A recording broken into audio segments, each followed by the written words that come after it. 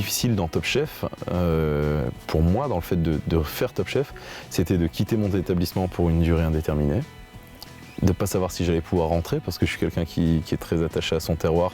J'ai grandi ici, j'ai mon épouse qui est ici, mes amis. Donc voilà, j'étais vraiment... Je partais à Paris, donc déjà c'était la grande expédition pour un paysan comme moi.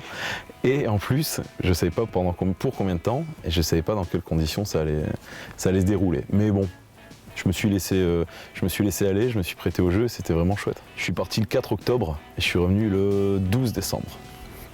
La finale ayant été tournée le 10 décembre. Et sur cette date-là, sur cette période-là, je suis rentré à la maison un jour et demi. Donc c'est quand on voit qu'on a des cernes comme ça, qu'on est explosé, qu'on est très fatigué, effectivement c'est parce que c'est un rythme assez soutenu, c'est très intense. C'est une autre fatigue que la fatigue qu'on connaît. Ici, au boulot, on connaît la fatigue parce que les services s'enchaînent, parce qu'on fait des journées de travail effectif de 13-14 heures. Là, la grosse différence à Top Chef, c'est qu'au final, on ne cuisine que très peu. Ce qui est très fatigant, c'est les périodes d'attente. C'est qu'on peut nous demander d'être prêt à 7 h du matin pour commencer à 11 h. Et en attendant, on attend, on fait rien. Et ce qui a été aussi super fatigant dans Top Chef, c'est le rythme de vie qu'on s'est imposé tous les soirs avec les copains, avec notamment Joris et Jean-Philippe. Et c'est vrai que on s'entendait bien sur l'émission, pendant les épreuves, mais on s'entendait bien aussi hors contexte compétition de cuisine. Le fait d'avoir un Belge, un Hollandais et un gars du nord de la France, ça aide sur le goût des soirées et des bonnes bières. Je reste chef de cuisine et cuisinier dans l'auberge familiale au Vermont, à Bosquep, ici, entre Lille et Dunkerque. Et j'ouvre un second établissement à Lille, dans le vieux Lille, dans la vieille ville, où on va travailler de la même façon, avec les mêmes producteurs. L'idée, là, c'est de ramener du verre en ville.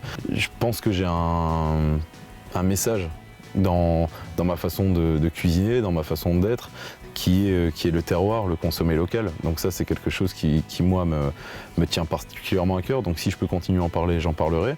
Et de faire du business, je ferai du business parce que j'ai 29 ans, que je suis passé à côté des 100 000 $ et que je compte bien gagner un peu d'argent en travaillant. Et après, ce qu'il y a surtout, c'est que il y a des sollicitations, il y a des chiffres qui font rêver, qui font même douter parfois, mais je ne ferai pas n'importe quoi pour l'argent. J'ai dit oui tout de suite à Patrick Brul quand il est venu à notre rencontre à Paris. Il est venu nous rencontrer, Jean-Philippe et moi, alors qu'on était à l'Alcazar. Et forcément que j'ai accepté parce que la cause est belle. Parce que si on peut se servir de cette pseudo-notoriété pour faire quelque chose de concret, de positif, il faut le faire. Que je pense que le gâteau est assez gros pour tout le monde pour que ça serve aussi à de belles œuvres et que ça va être chouette. Moi, je suis quelqu'un d'assez terrien. Mon métier, c'est pas d'être connu. Mon métier, c'est de faire de la cuisine.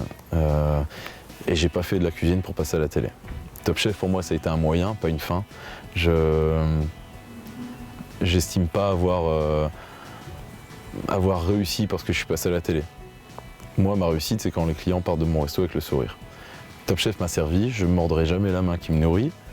Top Chef, c'est génial, c'est une très belle aventure. Humainement, j'ai vécu des choses extraordinaires, mais c'est pas une fin en soi.